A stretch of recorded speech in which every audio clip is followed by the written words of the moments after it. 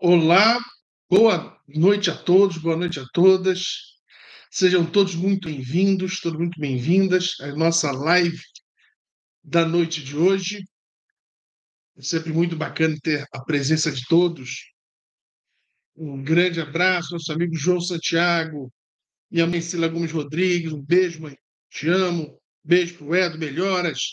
Maria Isa, boa noite. O Ivan dos Santos, pessoal chegando devagarzinho hoje. Vou dar até uma. Inclusive, está esfriando, né, o clima, e hoje o tema é importante, tema que tem muito a ver com o momento, né, atual que a gente está passando. A Luana, meu amor, te amo, um beijo. Estamos aqui hoje, é importante, né? Que deu um probleminha aqui no, no Instagram, voltou, voltou, que bom. Tá dando probleminha dizendo que estava baixa a conexão. Bem, hoje, então, quem tiver com algum probleminha na conexão no Instagram pode acompanhar via YouTube, né? Vou até fechar aqui. Hoje está tendo um samba forte aqui do lado, o pessoal está animado, na verdade. Bem, e hoje o tema que versa exatamente como defender a escolha certa, qual é a escolha certa, tem o tema por detrás é justamente essa questão envolvendo Elon Musk e ministro Alexandre de Moraes e o Supremo Tribunal Federal. Uma questão complicada, uma questão difícil, na verdade, uma questão que vai ainda gerar muitos ruídos, na verdade, em relação a esse assunto. Né? E por quê? Porque temos basicamente uma discussão que envolve um importante, né, dos mais importantes princípios constitucionais, que é o princípio da liberdade de expressão. Né? Então, esse é um dos princípios mais basilares da democracia. Né?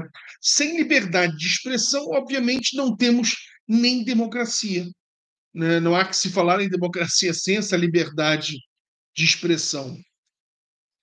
E, historicamente, a liberdade de expressão ela foi pensada de uma forma mais, digamos, mais absoluta, na verdade, né? Uma forma muito mais robusta, né, de proteção. E, obviamente, com o passar dos anos, dos séculos, até porque falamos em liberdade de expressão, obviamente, desde a Bill of Rights, né, do direito inglês, né, com a freedom of speech, a liberdade de discurso do parlamentar, e depois, obviamente, isso vai ampliando a própria Constituição dos Estados Unidos, que também fala em liberdade de expressão, enfim, se torna, sem dúvida nenhuma, um paradigma para a democracia, né? Um dos pilares para a democracia. Sem liberdade de expressão, não temos democracia. Né? Esse é o entendimento contemporâneo a qual eu me filio. Né? A liberdade de expressão é algo muito caro, é algo muito importante, é algo que precisamos entender e defender, né? Obviamente. E são vários, né, os grandes autores que trabalharam com a ideia de liberdade de expressão, não é verdade? E claro que hoje nós falamos o quê? Que não podemos entender liberdade de expressão como sendo algo absoluto. Né? E por que isso? Porque as constituições, com o passar dos anos, na verdade, desde a Constituição norte-americana, mas especialmente as constituições do pós Segunda Guerra Mundial, se tornaram, né, constituições com princípios muito fortes, muito assentados e que são princípios garantidores, né, de determinados direitos e garantias fundamentais, não é verdade? E aí é aí onde temos a grande questão. Obviamente que existirão choques. Vão existir choques. Boa noite, pessoal que está entrando. Olival, a Lu, Regina, bem-vindo a todos. Então, existirão choques, que realmente serão choques. Outros que serão choques aparentes, mas que na verdade não serão choques. E eu já vou mencionar a diferença. Aliás, deixa eu até mencionar logo essa questão. Por exemplo, quando é que existem efetivamente choques? Quando dois direitos, ou melhor, desculpem, apaguem, dois princípios existem, são reconhecidos, esses dois princípios, mas se chocam, esses princípios se chocam num caso concreto. Esses princípios se chocam em um caso concreto, certo?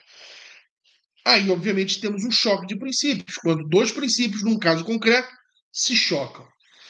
Agora, muitos confundem e acham que são princípios quando eu tenho, por exemplo, de um lado um princípio e de um outro lado algo que não é um princípio. Por exemplo, será que existe um direito fundamental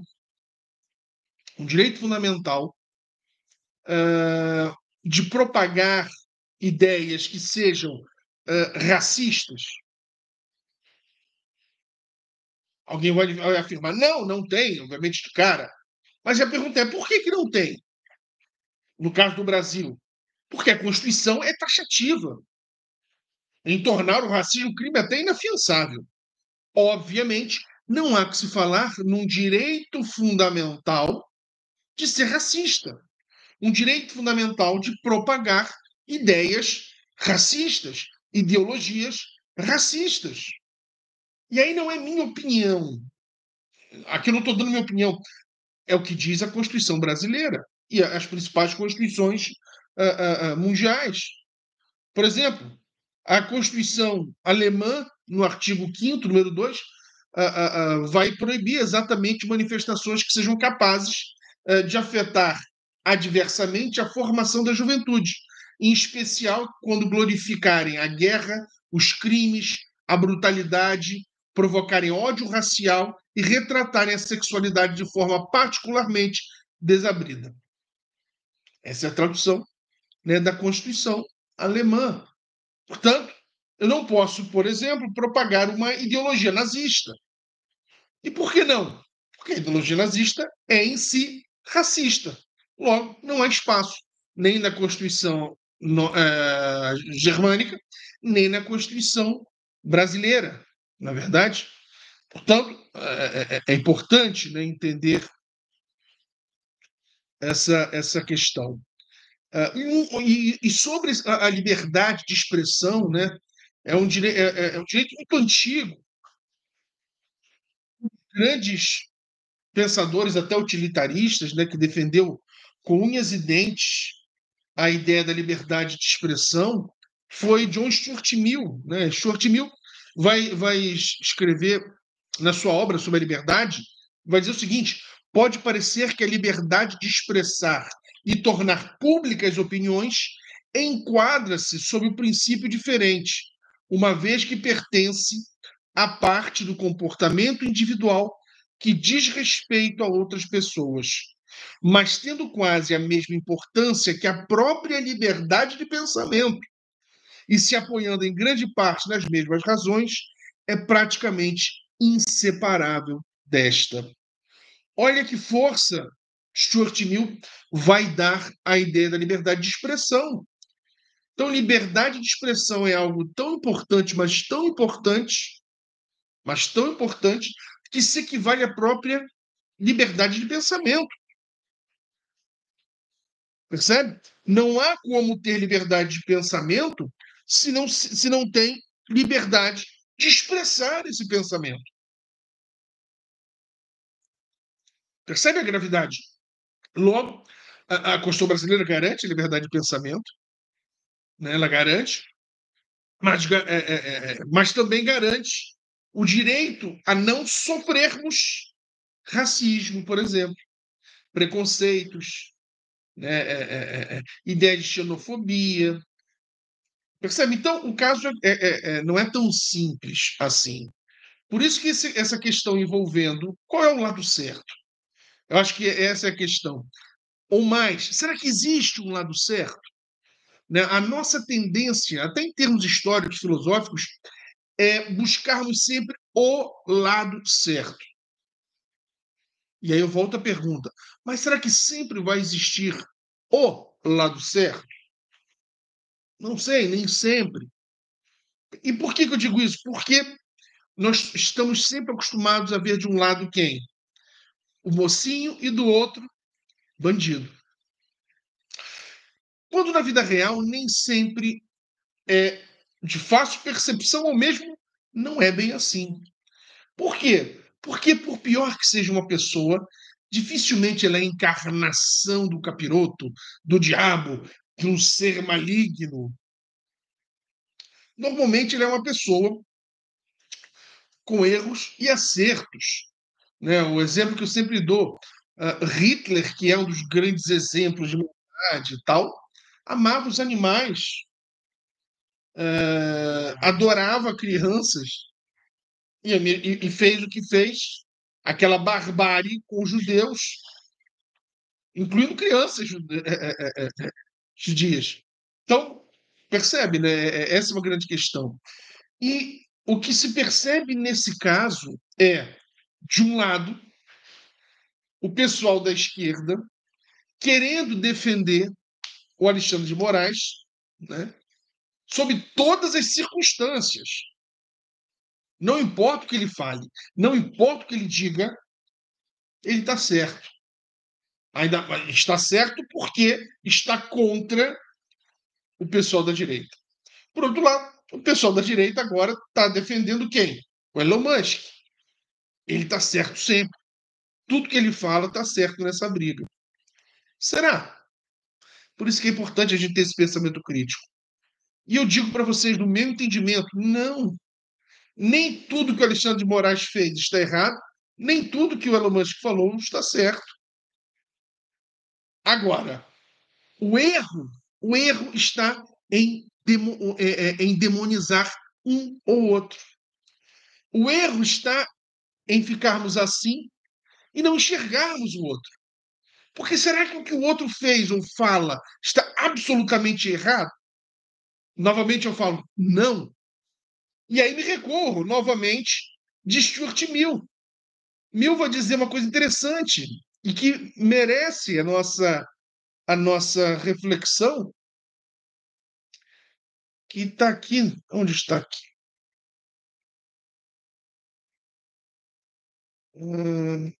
Espera aí que eu já vou achar. Que merece essa nossa reflexão. Acho que é aqui.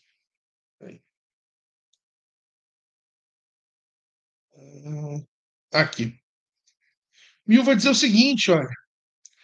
Ele vai dizer: agora reconhecemos a necessidade para o bem-estar da humanidade, do qual depende todos os outros bem-estares, de liberdade de opinião, de expressar a opinião, que se apoia em 4 fundamentos distintos que recapitularemos brevemente.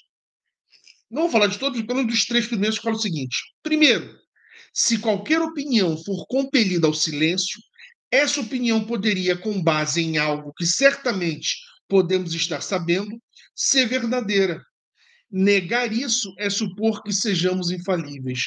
Olha que interessante. Quando eu me abro à opinião do outro, eu mostro a minha humildade de reconhecer que, por melhor que sejam os meus argumentos, por mais que eu os defenda, eu estou aberto ao novo, eu estou aberto pelo menos a ouvir e analisar se realmente tudo que eu falei está certo ou não. Segundo, e aí para mim essa aqui é brilhante, mesmo que a opinião silenciada possa ser errônea, ela pode conter em si, e muito comumente contém, uma parte de verdade.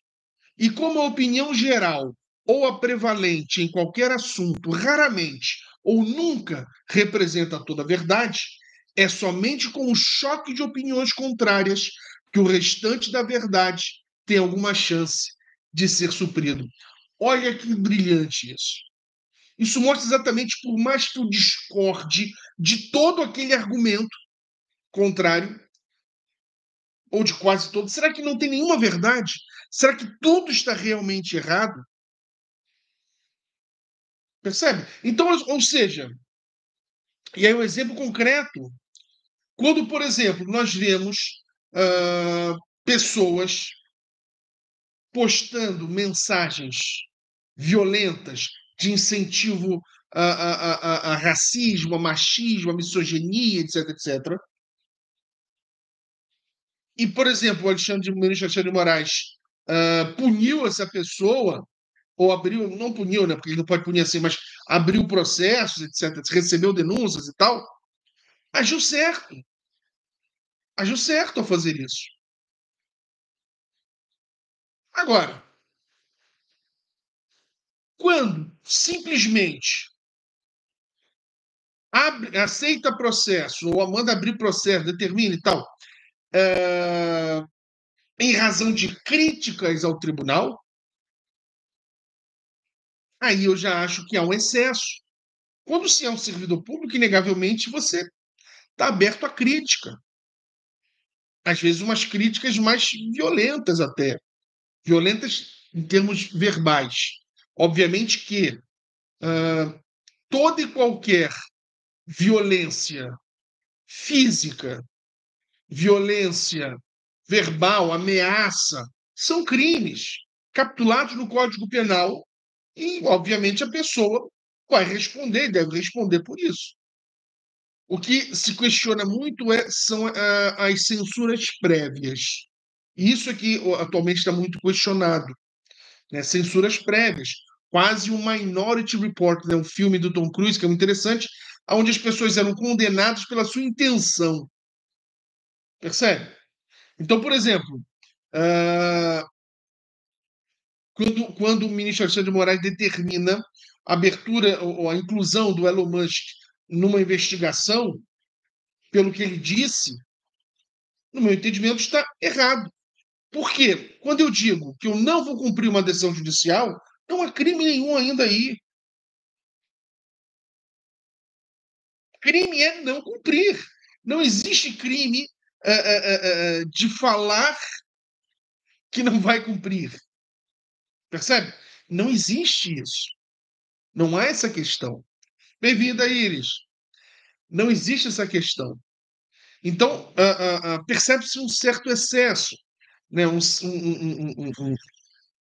Uma certa uma vontade, muitas das vezes, com um outro lado. Por exemplo, nessa questão que o Supremo Tribunal Federal, não é nem só o Alexandre de Moraes, mudou a questão do foro privilegiado. Repito, o problema nunca é na mudança de opinião, mas sim nas mudanças de opiniões muito rápidas. Vimos isso com o presidente do STF, ministro Luiz Roberto Barroso. Há um ano e pouco atrás, 2 anos, ele tinha um posicionamento 180 graus diferente. E agora mudou o seu entendimento. Para quem não sabe, antes o Supremo entendia o quê? Que quando o réu perdia o seu foro privilegiado, ele deixava de ser, ele era réu, ele estava no STF, pelo cargo político que ele tinha. Quando ele perdia, descia para o primeiro grau, para o juiz singular, e ele que deveria julgar. Aconteceu, por exemplo, com Michel Temer. O STF tinha desse entendimento. Agora, o STF muda o entendimento. E qual é o problema disso? É que muitas das vezes parece que a mudança de entendimento é de uma forma mais casuística. É porque é o fulano, é o Beltrano que é o réu. E isso é muito ruim, gente. Nunca se esqueçam: quem defende o direito defende sempre, até para quem não gosta. Percebe? Por quê? Porque no futuro nós mesmos podemos ser vítimas daquilo que hoje defendemos, né? Então, é algo grave. Essas mudanças de entendimento que o Supremo vem dando é, no mínimo, estranho. Então, por isso que a gente não, a gente pode ter a nossa opinião, né? Hoje o Brasil vive muito numa polarização. Se você é Lula, tudo que o Lula faz, tudo que o Lula defende, você bate palma. Assim como as pessoas que decidem coisas favoráveis a ele. Se você é Bolsonaro, poxa, você critica o que for a favor do Lula e só aplaude o que for a favor do Bolsonaro. Então, portanto, temos um Brasil hoje muito polarizado. Pessoas que não são capazes de buscar o sentido correto dos textos, de buscar o sentido correto das decisões. Por exemplo, no caso até do Domingos Brazão, né, também, é interessante porque isso foi muito próximo, né, à questão da aprovação e depois na Câmara, no Congresso Nacional e depois no veto do presidente da República em relação às saidinhas dos presos, né? Então as pessoas ficaram comparando coisas que não se comparam, que são diferentes, que é justamente o quê? Por exemplo, para citar uma crítica específica, o Partido Novo votou favorável às saidinhas e contrária à prisão do Domingos Brazão. E aí as pessoas começaram a criticar, etc, etc. Mas a gente precisa entender uma coisa. Em termos de filosofia política, as regras do jogo são essenciais. O que eu não posso nunca admitir é como se fosse assim, entrei para o jogo, primeiro tempo foi futebol. E aí jogamos, tal. Veio o segundo tempo, quando eu vejo, não é mais futebol.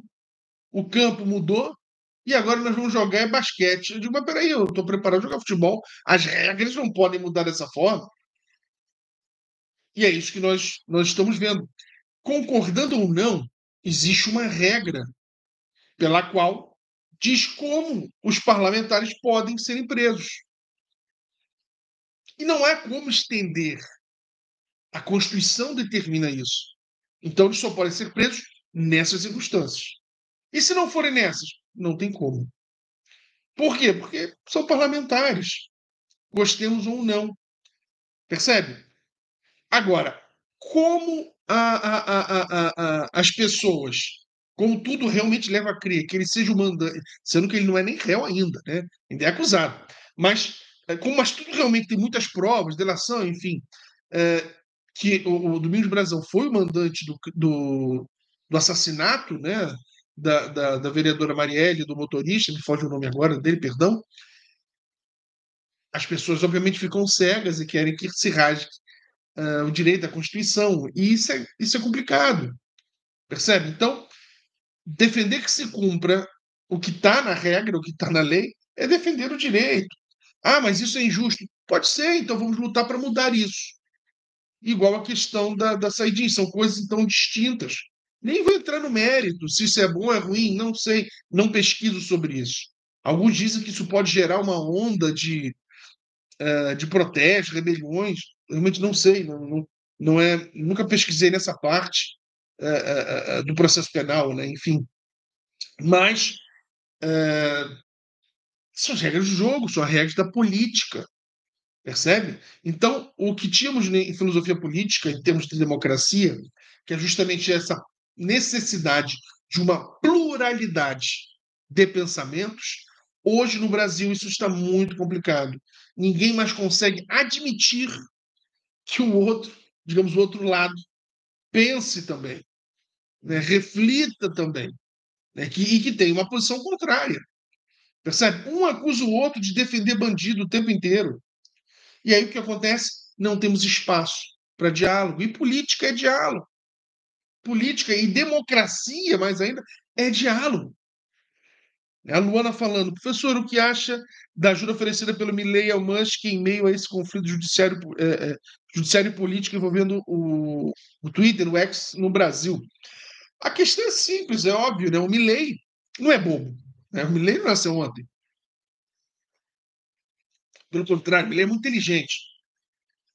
Percebeu um espaço de aproximação com o Elon Musk, percebeu que essa aproximação pode aumentar a sua popularidade na própria Argentina, na medida em que mostra que na Argentina se tem ah, um respeito à opinião contrária, e no Brasil, aqui no Brasil não. E uma coisa seja dita, né? Muitos falando que o Elon Musk, eu vi várias pessoas criticando muito o Elon Musk, dizendo que ele é autoritário, que ele defende a ditadura, que isso, que aquilo, de tal, que as coisas do Twitter, né, do X, não são claras. Mas o curioso é que eu li muitas dessas críticas próprio X, próprio Twitter. Então é curioso, então, ou seja, sem querer fazer defesa, mas nesse caso não tem como. Se ele fosse assim um ditador tão forte, o próprio X iria o quê? Cancelar essas publicações ou diminuir a abrangência e tal. E pessoas que eu nem sigo aparecendo para mim, tecendo críticas bem pesadas ao Elon Musk. Aí você vai investigar e você vai ver, são pessoas mais de esquerda. Então, o que eu sempre apelo é o bom senso. Você pode ser de esquerda, pode ser de direita, seja a sua ideologia, né? Mas tem esse bom senso, tem a capacidade de analisar o caso em si sem paixões, percebe? Sem paixões absurdas, né? Essa é a questão. Então, só voltando, o Milei, então, ele está aproveitando o momento. O pensamento dele, obviamente, é mais alinhado, claro, com Elon Musk, e está aproveitando esse momento. E está certo, em termos políticos, ele está certo. Né? Acho um equívoco, na verdade, esse bate-boca, essa briga entre Brasil, né, no caso, especialmente o Supremo Tribunal Federal, via especialmente Alexandre de Moraes, mas também até o presidente Lula andou dando umas alfinetadas, né, no Elon Musk. Hum, confesso que não gosto desse caminho, né? Confesso que não gosto, especialmente das autoridades. O Elon Musk criticar o judiciário, né, no caso o Supremo, acho que ok, ele é um empresário, né, ele investe no Brasil, paga impostos no Brasil, tem direito a criticar com qualquer um de nós, não é verdade? Agora, acho que não cabe, por exemplo, ao presidente Lula alfinetar o Elon Musk. Não. A importância do Twitter e do próprio Elon Musk cabe até ao presidente da República chamá-lo. E vem cá, senta aqui, vamos conversar, vamos discutir. Chamam também o presidente do Supremo Tribunal Federal, né, que está até o Alexandre de Moraes, ministro, e vamos sentar e vamos conversar. Percebe? Diálogo. E sem essa questão de disse-me-disse, de fofoca, o mundo hoje globalizado, não há mais como falar assim, então tira o Twitter do Brasil. Que loucura, pessoas defendendo isso. Em pleno século XXI, você tirar uma rede social.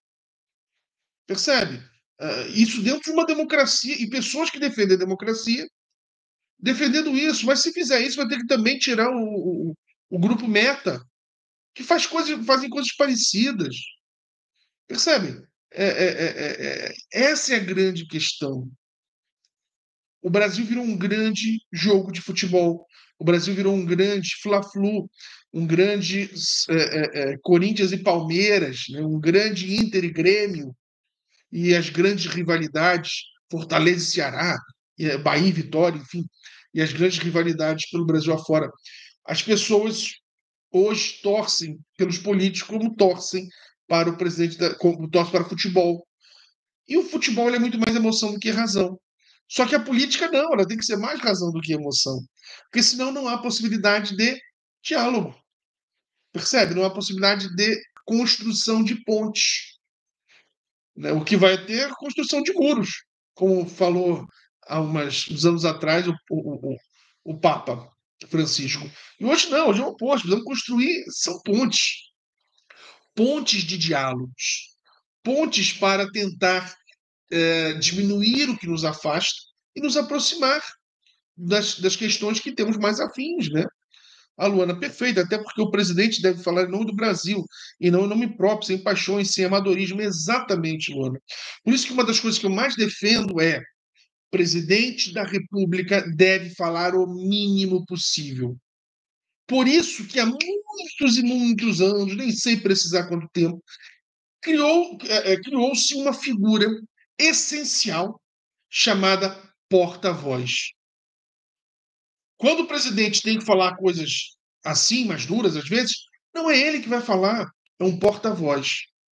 Percebe? É essa figura que vai falar. Por quê? Porque não cabe, exatamente como a Lula falou, amadorismo. Não cabe a minha opinião pessoal. Percebe? Então, isso, no caso, o presidente Bolsonaro também errava muito nisso. Não importa se eu não gosto do fulano de tal. Eu sou presidente da República, eu tenho que representar o meu povo. Logo, se for bom para o Brasil fazer comércio exterior com o país X, que é da esquerda e eu sou de direita, eu faço. Ao oposto, se eu sou de esquerda e o outro país é de direita, eu faço negócio também. É isso que tem que entender. O Brasil, na minha opinião, o maior problema do Brasil em termos políticos é que o Brasil nunca teve, pelo menos desde a redemocratização, um projeto de Estado. Desde o governo Collor, nós temos um projeto de governo, ou projetos de governo, onde desde o Collor até atualmente o Lula, quando tem algo na Constituição que me desagrada, não sou eu que mudo um detalhe ou outro do meu programa de governo. Eu quero mudar a Constituição. Isso é muito grave. A Constituição não se muda de forma tão rápida como faz no Brasil. Se vulgariza a Constituição no Brasil. Portanto, precisamos de verdadeiros estadistas. E repito, nunca tivemos desde a redemocratização. Tivemos até um outro presidente que teve medidas boas, até. Por exemplo, Plano Real, no governo Itamar, depois FHC, Fome Zero, né, no caso do presidente Lula. Enfim, tivemos boas medidas, mas nunca um plano de Estado. É sempre de governo, é sempre de perpetuação do próprio governo. Isso é muito ruim. O ideal é que um dia a gente tenha uma coisa, gente. Mudou o presidente da República, que apenas mude ele e os seus ministérios. Todos os cargos de segundo, terceiro, quarto, quinto escalão permaneçam, porque estão sendo ocupados por pessoas que são técnicas. Mas não. Sai o presidente da República, entra o novo e aí ele vai nomear um presidente da Petrobras. E aí nomeia um político, por exemplo, ou um cara que não tem a menor ideia do que seria a Petrobras. Isso serve só como exemplo para a Petrobras, mas serve para todos. Isso é muito ruim. Isso é um fenômeno bem brasileiro, que é muito ruim. O Alexandre dizendo: o que será que vai acontecer com a mídia tradicional no futuro? Digo porque vemos cada vez mais partidarismo no que deveria ser o jornalismo. Alexandre, aqui eu faço só uma correção seguinte. Partidarismo sempre existiram. Nos Estados Unidos, quando você assiste a Fox, você percebe que ela é republicana. Quando você assiste a CNN, você sabe que ela é democrata. E outros. Eu acho que o mais grave, para mim, é quando vemos a mídia, isso no Brasil é muito claro, fingindo uma imparcialidade que ela não tem. Isso, para mim, é grave. Percebe? O que a gente vê é: eu sou imparcial, mas eu só meto lenha no outro lado, ou muito mais no outro lado do que no outro. Isso, para mim, é muito grave. Percebe? Até porque é uma questão muito simples: a mídia nunca foi nem nunca será neutra. A mídia ela pertence a alguém, a um empresário. E qual é a função de uma empresa? Dar lucro. Então, se a empresa der mais lucro com um político de direita, vai fazer o que fez o Silvio Santos, o que fez a família Saad, na Bandeirantes, o pessoal da Rede TV, correu para o Bolsonaro. Percebe? Faz parte. Agora entrou o Lula. E aí o que o Lula fez? Voltou para a Rede Globo. Por quê? Porque não existe essa neutralidade que eles querem propagar. Para mim, o mais grave é isso. Agora, as mídias tradicionais elas estão também tentando chegar às novas mídias, né? Cada vez mais, especialmente a Rede Globo, né? Cada vez mais utilizando influências com a participação muito mais ativa nas redes sociais, tentando ter maior influência nas redes sociais. Para mim, isso é muito grave. ela querer continuar se mostrando imparcial, quando todos nós sabemos que a Globo nunca foi parcial, né? A Globo tomou partido na ditadura militar, a Globo tomou partido a favor do Collor, depois contra o Collor. A Globo nunca foi. Se tem uma coisa que a Globo nunca foi, não digo nem neutro, mas imparcial. Nunca foi imparcial. Então é algo que a gente tem que observar. Antes, há uns 10 anos, 15 anos atrás, dificilmente alguém realmente, um grupo grande, criticava, por exemplo, a Globo, que é a maior rede. Hoje nós já vemos. Isso é interessante, as pessoas estão acordando e percebendo que a grande mídia manipula e muito informações. Né? Outro dia eu vi a Mira Leitão falando, né, de uma do aumento da inflação no Brasil, quando obviamente todo mundo sabe que esses efeitos seriam ruins, ela, para justificar o injustificável, disse que não, que pode ser bom também, etc., por isso, por aquilo, que nem ela estava acreditando no que ela estava falando. Né? Então, isso realmente é muito grave, muito grave. O Ivan, hoje em dia, não se vê o Brasil como um todo, e sim fragmentado em opiniões pessoais. Exatamente, Ivan, é o que eu mencionei. Isso é ruim. Ter posição política é ótimo, todos nós devemos ter, até porque todos nós temos. Mesmo quando eu opto em não ter posição política, eu estou tendo uma posição política, percebe? De me abster, ok, é uma posição. Então é impossível não ser político vivendo na polis. Mas o que nós estamos vivendo hoje é exatamente esse problema de um grande fla-flu entre bolsonaristas, ou o pessoal da direita, e extrema-direita também, contra o pessoal da esquerda e da extrema-esquerda. E fica o pessoal do meio perdido, sem saber muito para o que fazer. Então é muito grave. Então, volto às palavras de Stuart Mill, nem tudo o que Elon Musk fala é verdade, nem tudo é mentira. Nem tudo que o Alexandre de Moraes fez está certo, nem tudo o que ele fez está errado. Há que se analisar caso a caso e verificar se existem ou não excessos. Percebe? Essa é a grande questão. Se existem ou não excessos. O Luiz, querido Luiz Abner, boa noite a todos, em particular para o mestre Tiago. Um beijo no seu coração, meu irmão. O Antônio, qual o tamanho da regulamentação que vem por aí? Olha, eu acho que a tendência é ser pesada. Se eu tivesse que apostar, eu apostaria que vai ser pesada essa regulamentação. O meu medo realmente é o quão pesada ela pode ser, especialmente na proteção de servidores públicos, na proteção de membros de tribunais superiores e do Congresso Nacional. Confesso que eu tenho muito receio dessa regulamentação. Eu não sou daqueles que acham que a internet deve continuar sem regulamentação, ser terra de ninguém. Não, não. Acho que é algo muito importante e muito específico que merece sim uma legislação específica, mas eu acho que merece também uma ampla discussão na sociedade. Tenho muito medo desse pacote que possa vir de regulamentação de cima para baixo do Congresso para todos os demais. Confesso que eu tenho medo do que possa vir exatamente por isso, pelos interesses envolvidos, pelo que está por detrás dessa questão. Tem muita coisa por detrás dessa questão, muita coisa mesmo, coisas que talvez nós nem saibamos. Então é algo que a gente precisa refletir e exigir que todos possam participar dessa escolha, dessa deliberação, dessa discussão, e não aceitar algo de cima para baixo.